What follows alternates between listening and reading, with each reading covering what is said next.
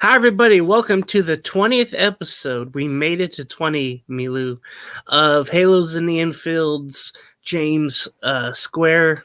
James Gonzales, of course. That is James Milu on the other side of this.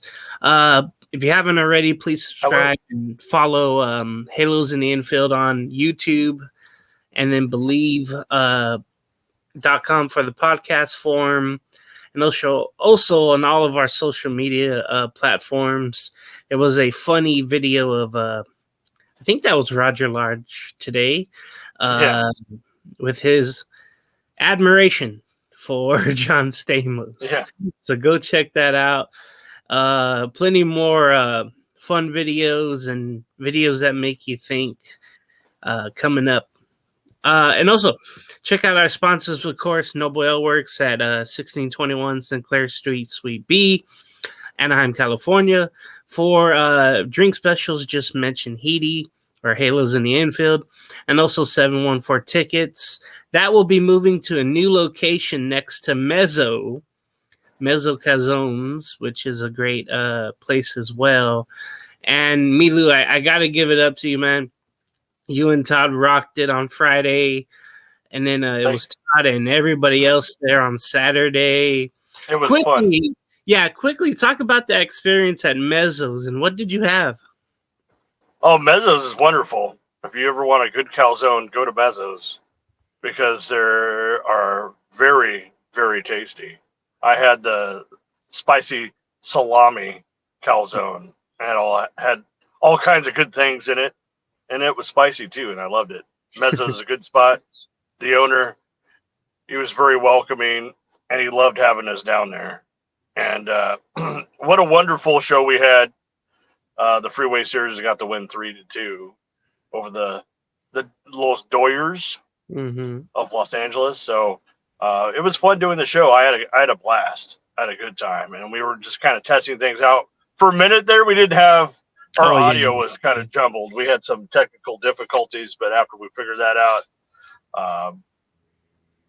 it was fun. And we even got Papa Fox on there, Todd's dad. Yep. He was rocking it. Basketball. He was rocking it. Yep.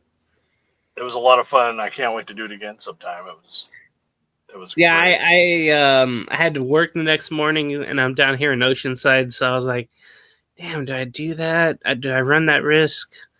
Not getting really any sleep, and I felt like the fear of missing out, FOMO, the fear of missing out, and I felt like I missed something out. Seeing everyone there, and also by Bet Online.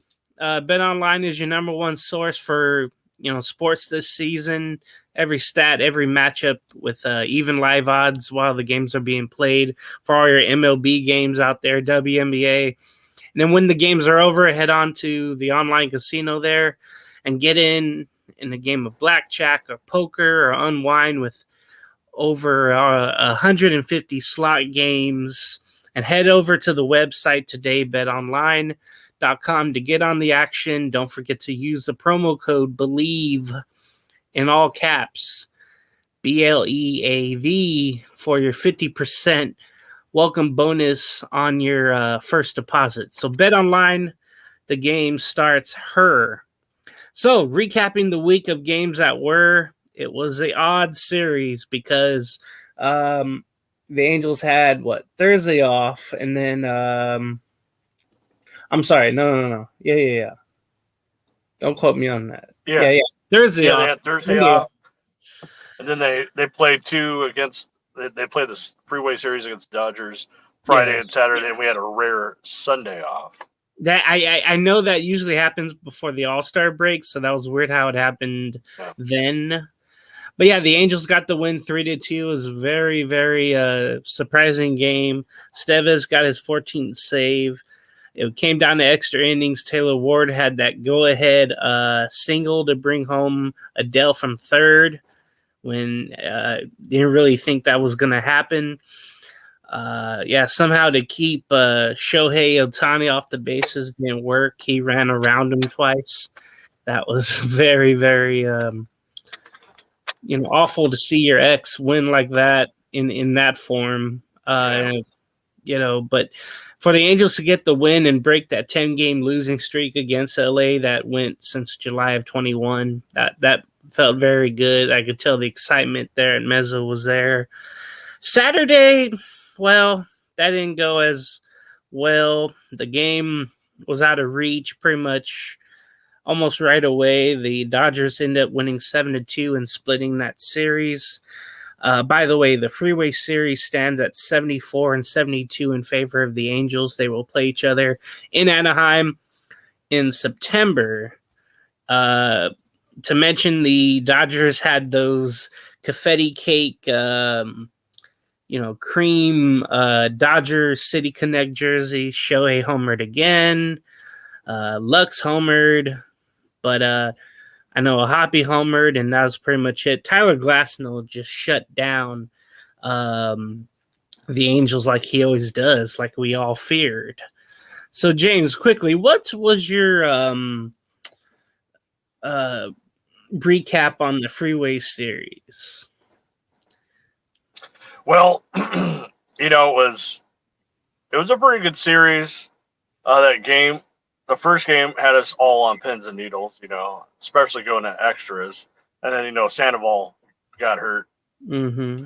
And that wasn't fun, that part of it. We all knew when he was wiggling his fingers, it was his elbow. So Todd right away said something about it. So he was wiggling his fingers, he lost feeling in his fingers. So that wasn't fun. But overall, Ryan Yarbrough in that game was wild. And that kind of gave us that little rally that we had there in that first game, and then we went into extras, and Taylor Ward did his thing, and we ended up when Estevez shut it down. And the second game, of course, we got back to the 2024 Angel baseball. Mm-hmm. So where we didn't score very many runs off a very tough Tyler Glasnow. So all in all, great series. I wish we could have took the second game, but we'll meet again in September, the first week. So all in all, it was all of what you expect the Freeway Series to be, two teams battling. And of course, Shohei Ohtani, the ex-girlfriend factor, hitting those 2 home runs against us, and one was way gone. Mm-hmm. So that wasn't fun to see, but you just got to tip your cap, I guess. Yeah, I was kind of surprised Washington put out the 4 or, the right. intentional walk signal. Right. That's what I was preaching before the series started. I think on the last episode of our show, I was just like, hey, do not be shy to walk him. And don't even try to pitch around him. And then I thought that throw from Ohapi on the steal attempt by Shohei when he got on base, that was awesome. Yep. And he's only been picked off, I think, twice the whole season. So that was a treat to see Ohapi, throw Shohei out. So. That's what we were hoping for with Ohapi, that he could find his arm, and then with Ohtani, he's a man of action. Right. So that was odd. Yeah, having Sunday off. Sundays will never be the same. That was odd. I kind of figured that would happen though, but in July before the All-Star break. But this year was a little different.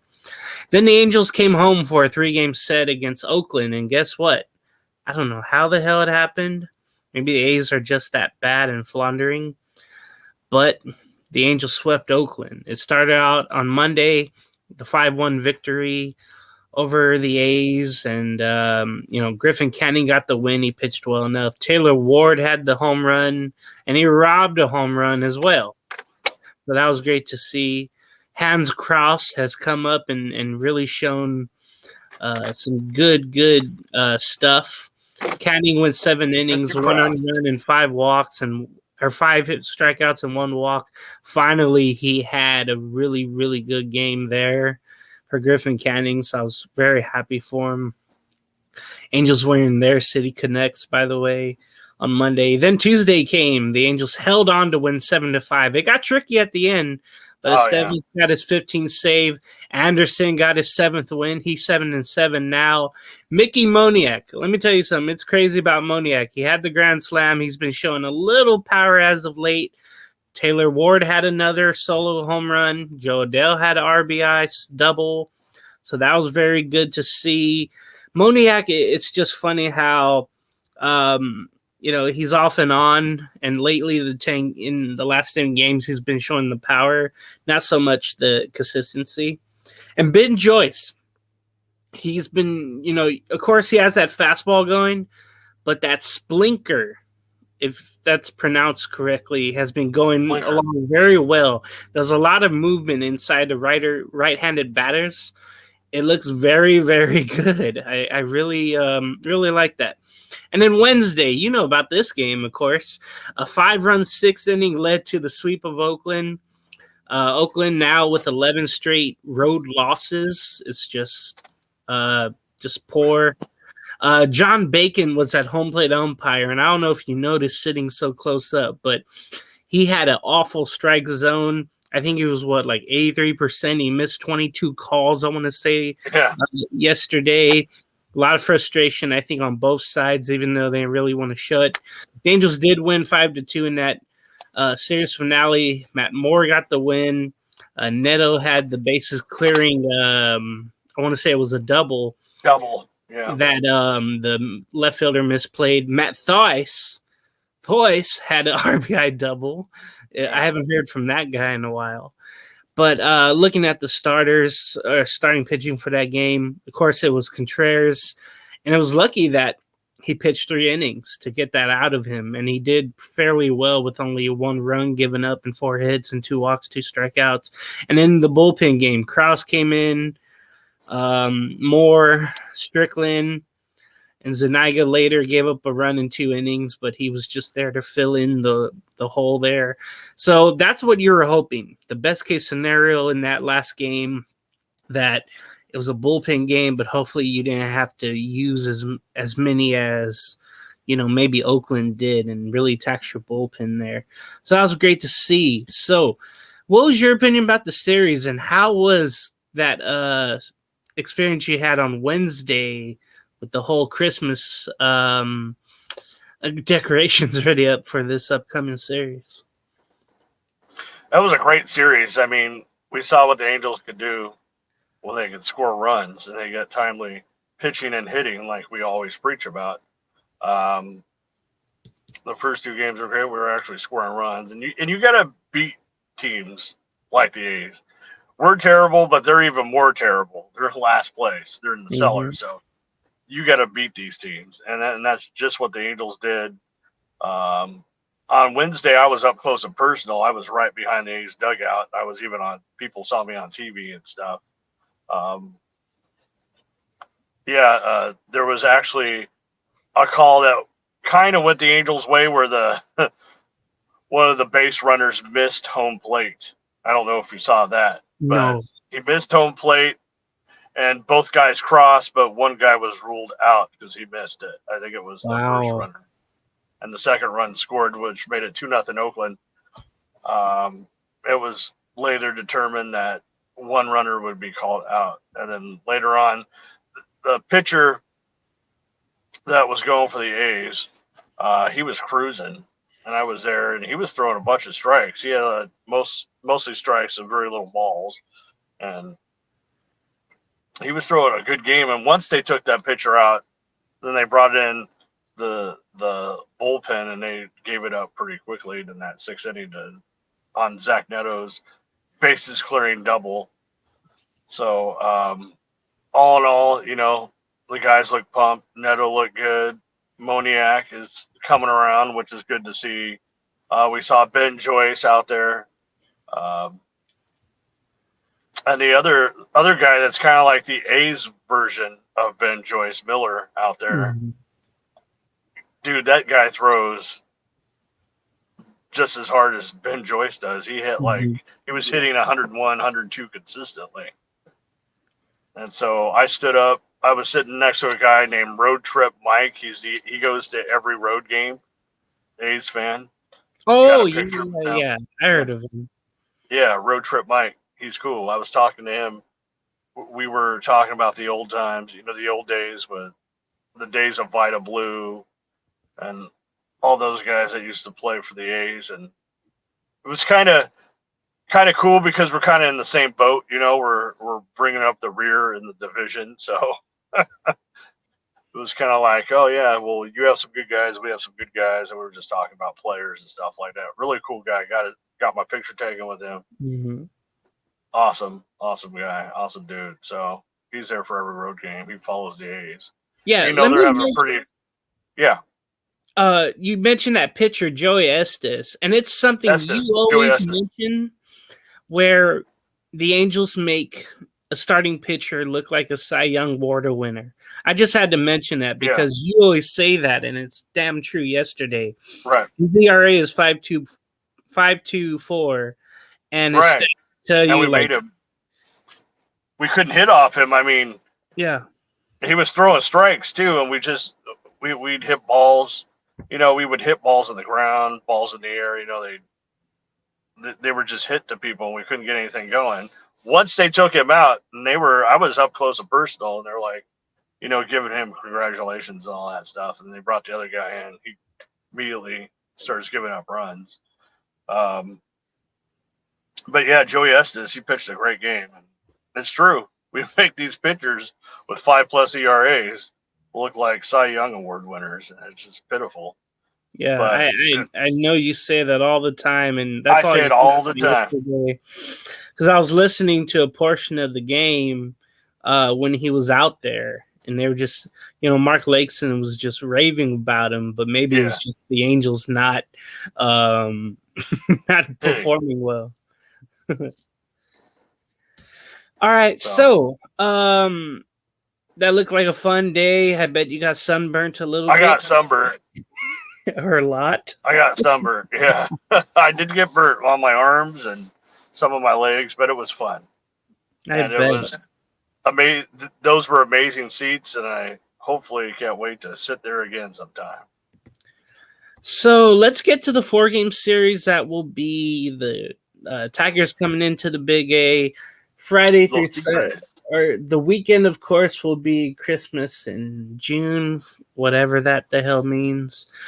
Make sure you get those candy-ass slippers on Friday. I'm going to have a friend. I'm going to trade with him to get those slippers. He's a season ticket holder, so luckily I don't have to go. I'll be there tomorrow night. Friday night. You'll see Thursday. Jack Flaherty will get the start for the Tigers. Remember, he was a Cardinal. Then he was traded to the Orioles last year, and he signed a free agent deal with Detroit.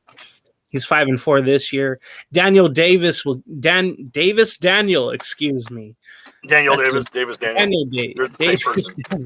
Daniel Day-Lewis will get the start for the Angels, and maybe he'll go 3 like Contreras did, hopefully, but it's highly doubtful. Of course, this is the spot I think that Sandoval would have had, and that's unfortunate to see there. Friday will be a old school pitching matchup, I guess you could say.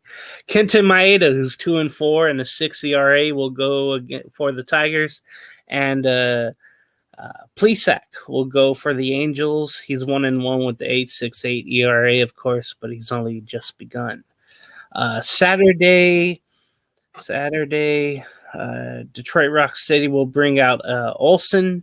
He's 2-8.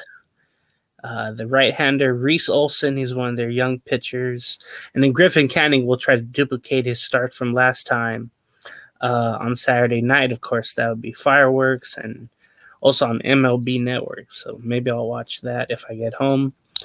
Sunday afternoon will be Tyler Anderson going for the Angels, and then Casey Mize. He's been with the Tigers a little bit now.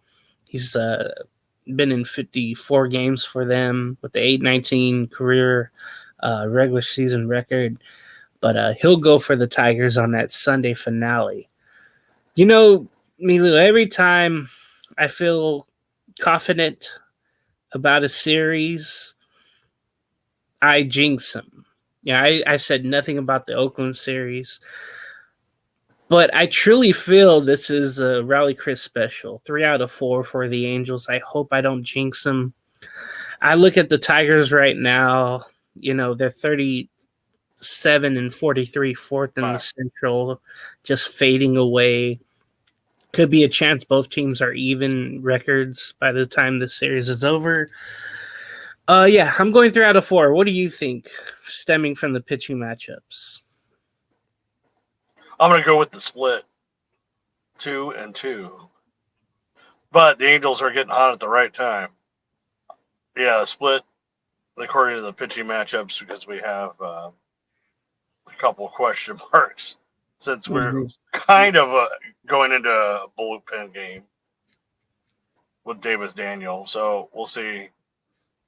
We'll see how that turns out. But I think Detroit's kind of on the downslope right now. They're kind of stumbling, doing what the Tigers do this time of year.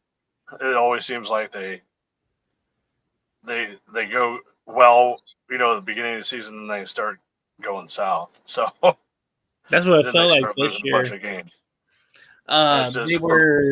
They were what? They started off well, then they were even, yeah, they and start now off really they're well. fading. And now they're doing what the Tigers do. So Mm-hmm. the typical Tigers. But yeah, I think a split. They have some good players over there. We have some good players, but we'll see. I mean, I'm looking forward to this series. I'll be there on Friday night. You mentioned with that the Slippers. the Yeah. Friday night game with Maeda. I'm hoping the Angels tattoo him. He's older now. Yeah. And Zach Plesac, I hope, has a better start. But, yeah, attack Maeda. I know the Angels did last year. That would be nice to see. So the standings, let's mention this real quick. The Angels are 4th in the AL West at 33-46. The Mariners lead the West 4.5 games above Houston. Texas has fallen to 7.5 in third. And Oakland, like you mentioned, 17 back in the AL West. Now, some injury reports, and of course, you guys mentioned on Friday night the Patrick Sandoval injury and what you saw and what you and Todd saw. And now he'll need that UCL surgery, and then he'll be back in 2026 most likely. But kind of give us an insight of what you saw right away, what you and Todd saw right away from that Sandoval injury, unfortunately. I think he was throwing a breaking ball, and then he followed through, and he threw the pitch, and right away he kind of grabbed his arm a little bit, his elbow, and started shaking his fingers. And like Todd said right away, oh man, that's a UCL tear. And sure enough, it was. He was right. I mean, anytime a pitcher shakes his fingers like that, that means the nerve it went numb and the nerve tore. So, or the ligament tore. So, yeah, it was apparent right away that he did have an elbow issue, and what turned out to be Tommy John. So, sucks to be Sandoval. He wasn't having that great of a season, but in that game, it was just a shame because we're losing. Once again, we lose somebody else to Tommy John. That's 2 this year so far. So, it's a epidemic around MLB, not only this year but since 21. And we mentioned it. Yeah, there's just been an epidemic of UCL tears, and I think that's due to the fact that everyone's focusing on velocity. Mm-hmm. Velo's big right now, and the faster and harder you pitch, there's gonna be wear and tear on that elbow. Definitely. So the corresponding moves, Chase Silseth was reinstated from the IL. Yeah. He was optioned to Triple A Salt Lake City. Michael Stefanik, who you guys mentioned did not get really a fair shake, he was optioned also to Triple A Salt Lake City. And Miguel Sano was reinstated from the IL. it's going to be good to see him. He's been out since May 1st, and he's had trouble with his surgically repaired knee before suffering a severe burn on his knee from a heating pad in May. It was a mishap from the injury he already had, and that just sounded like an angel thing to happen. It's just really unfortunate. So let's get to the possible Halo's favorable schedule coming up. Now, shout out to Halo Joe for mentioning this. I kind of took it from him, but he's been amazing. So I'm looking at the schedule here. You have Detroit, you have Oakland. By the way, Oakland and the Angels play 3 times in July, and that's it. No more Oakland A's. So Detroit's coming up, Oakland, the Cubs, the Rangers. You do have Seattle twice before the All-Star break. Which could be an important series if we can get it together and start piecing some wins together because, like you said, the schedule is the easiest out of everybody in Major League Baseball going forward. So it's very favorable for the Halos. We only have a few tough teams that we play, and the rest is just, teams below 500. So it'd be advantageous of us to take advantage. That's a big word. Yeah. Knowing that they play nothing but under 500 teams for the next 13 games, I think the question is that was posed: can they pull off 9 out of 13 wins? It's been a tall order for this team this year, but it seems like we're getting some people back, so that's going to help the lineup. We have a deeper bench now, so people are going to be interchangeable and play like Sano, Pilar, and all those other guys. Stefanik was sent down, but I mean, getting guys back, we should be getting Rendon back soon too, within the next week or two. Hopefully, he's got to go out on a rehab assignment first, maybe a couple weeks, and we'll be seeing Rendon. So that's going to create more of a log jam. But it's a good problem to have, considering we were thin at a lot of positions earlier in the year. Now we're coming into the year where people are getting healthy. All of those people not named Trout, so that's hopefully true. We can piece some winning streaks together, and then hopefully we get back in this thing. There's still 80-something games left, so we can do it. I mean, I'm not honking my honk yet, but honk honk. We can get back in it. Wink, maybe. How many games are they out of the wild card? Let's see. Yeah, we're, I think, 10 or 11 at this time. And then I know we're 11 games back. At this point, I'd never even look because I know they're way down there. 9.5. I think we'd have 9.5 now. I think we'd have a better shot since we're chasing teams in the wild card. We have a better shot at the division. Because, Seattle's not going to hold that top spot for very much longer. It is amazing to see what Seattle, maybe they peaked too soon. I don't know. Maybe Houston outslug them. Who knows?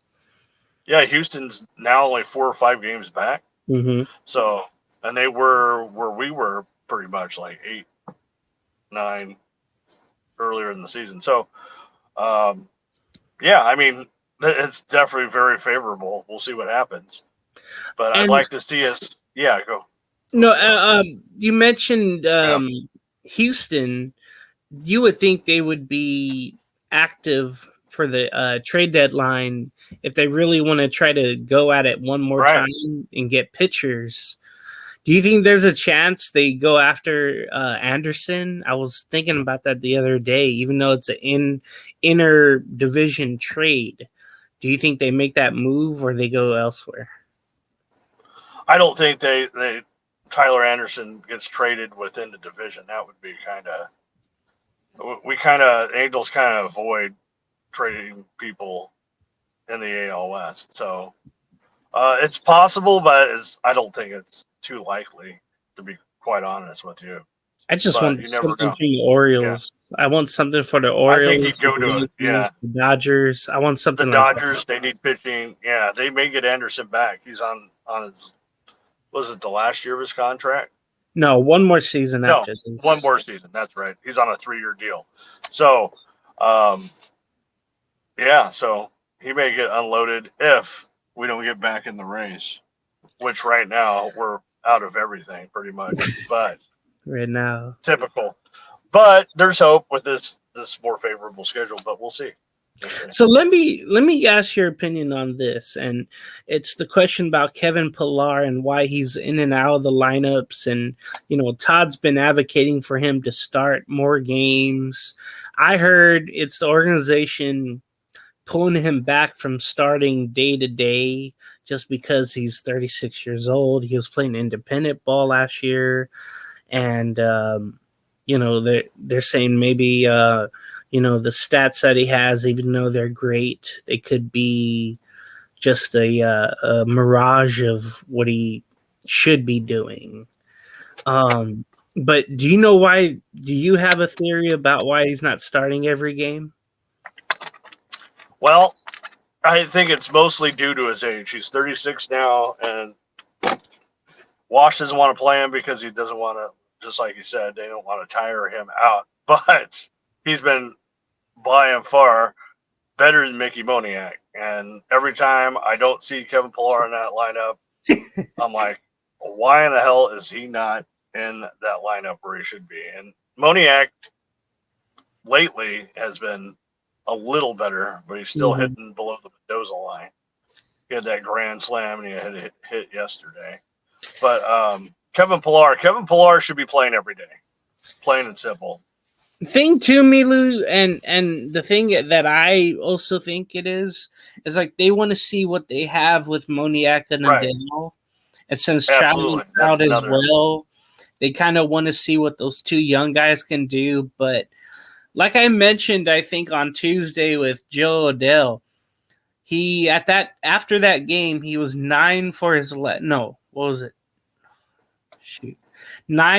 last 96 at bats after Tuesday's game. Yeah.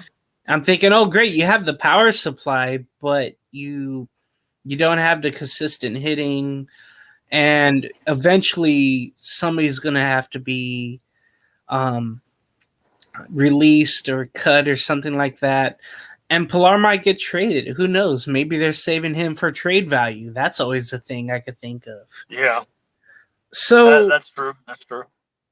that's all I could think of for those things. We'll get you out on this because I know you got to get back. But the Anaheim Ducks had a tremendous jersey reveal and logo reveal. I believe it was Wednesday morning, I want to say. Wednesday afternoon. Yeah. Wednesday afternoon. And the Anaheim Ducks went pretty much all orange and black and a little, white and gold, whatever it is.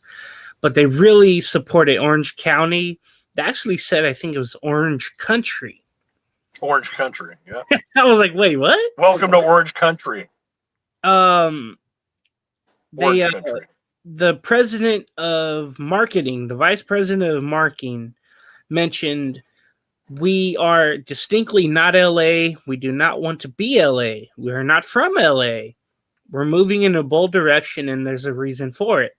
We want to represent people who are underrepresented. We believe Orange County is undeserved as a pro sports market. Now, to me, the Anaheim Ducks are embracing the city they play in, the region, not another county.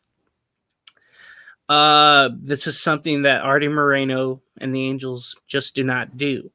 My question is, do you like it, and do you think the Ducks took a shot at the Angels organization to represent Orange County more? Well, the Ducks are Orange County. They were born in Orange County. The Mighty Ducks movies, and then they were born at the haunted or the pond, Arrowhead Pond, what it used to be. Taking a shot at the Angels, maybe, but the Ducks and the Angels, they go hand in hand pretty much. They support each other's organizations, and AM 830, is both the Angels and the Ducks station as well. So could have been a slight dig on the Angels because, using the Los Angeles name and such. But my take on it is the Angels actually have roots in Los Angeles. So, they used to play at Wrigley Field when they were a minor league team. And then Chavez Ravine with the Dodgers. And we all know that the Angels are the original LA team. So the Ducks are just saying they have their own identity. It's hockey. They're Orange County. They were born in Orange County, whereas the Angels weren't born in Orange County. They're originally LA. So you could take it however you want to take it, but the fact is the Ducks are Orange County, so they have the right to be Orange Country, And I do like their uniforms, their sweaters, yeah. So it may have been a little dig on the Angels, maybe I don't know. It's just it is what it is, and they want to be identified. In the NHL, LA has the Kings, so. And, I can remember, I think it was 2002, 3, 4, whenever it was. I remember the area around Anaheim there, they were united. Like both teams were on, what do you call it? On banners. You had the new Angel red logo. You had the Ducks and the purple logo banner. And it was cool to see. It was like, okay, yeah, both teams play here. For people that don't know, it's like, hey, you can go to both games. I mean, you could support both teams. You feel like you're not supporting LA. It's something different, and it's great. And I feel like they definitely the Angels have gone away from that, and there needs to be rejuvenation of Orange County. Right. It was, of course, supposed to happen, of course, with the renovation of the stadium and the infrastructure around the new stadium, but of course that didn't happen. I was going to mention Zach Neto saying plans that he plans to emulate Mike Trout's loyalty to the Angels, and hopefully will be here when the Angels make the postseason again, whenever that will be, 2080. Yeah. But I would be careful if I was Zach Neto. If things get really bad, I would have hit the eject button, but that's just me. I was shocked to hear that. Maybe he's saying the right thing at the right time, but I would just be careful. I would get out if things get worse. That's what I would say.